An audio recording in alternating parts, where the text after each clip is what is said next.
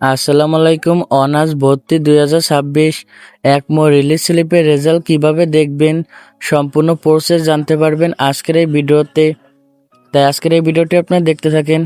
তো প্রথমত আপনাদের ফোন থেকে মেসেজ অ্যাপটি আপনারা ওপেন করবেন।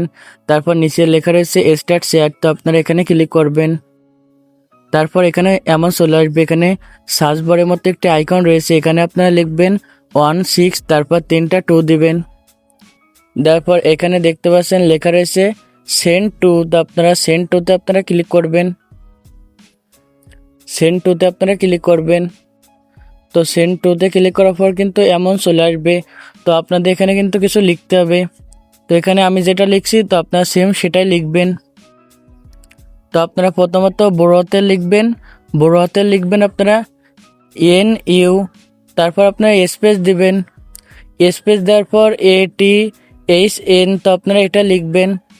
তো এই দুইটা লেখার পর আপনার যে রোল নাম্বারটি রয়েছে, রোল নাম্বারটি আপনারা লিখে দিবেন। তো আপনারা যারা বুঝতে পারেন নাই, তো তাদের জন্য আমি স্ক্রিনে দিয়েছি।